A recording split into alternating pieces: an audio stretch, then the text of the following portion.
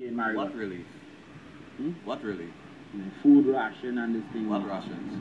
I've been living off what provisions I could find in my father's garden. Some people will say they're getting, some will say they're not getting. I have seen people literally just grab. What do you think about the relief? What was the relief here in Marigot? What relief? What relief? Food ration and this thing. What rations? I've been living off what provisions I could find in my father's garden. Some people will say they're getting, some will say they're not getting. I have seen people literally just grab water that was coming in on the ports down there. Just grab the water and run.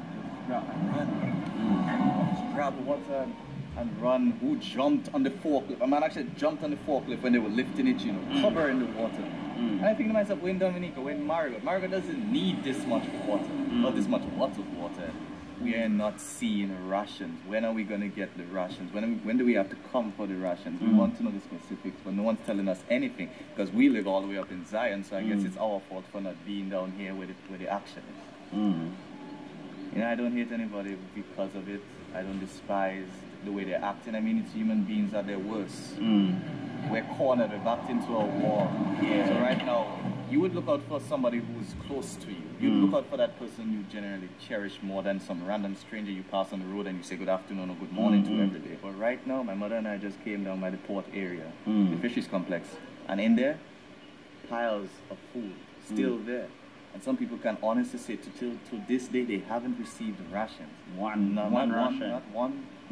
one piece of rice, not a bottle of water. Well, they don't really need the water because we have enough springs in Marigot to last us a decade. Oh, okay, more than a decade. But I can honestly say now, I know what my parents' life before the internet felt like, before electricity, before the niceties that we have, that we took advantage of. Yeah, we took granted. Like, I know what it feels like to be in the dark ages because every night is a candle. Mosquito does please you? Every day, every night, all day, all night. So it's a war zone between you and mosquito. Bare war zone. My wall is decorated with my own blood. Because of mosquito you slap? Yeah, because of mosquitoes I slap.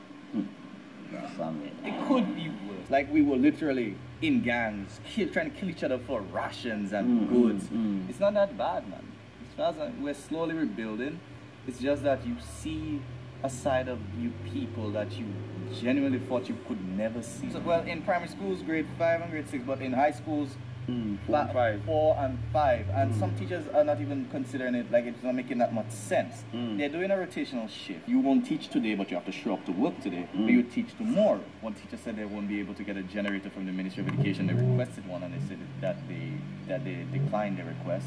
They declined the request? They declined from what she told me. They declined the request. I'm not mentioning that woman's name. They declined the request for a generator. Well, guys, that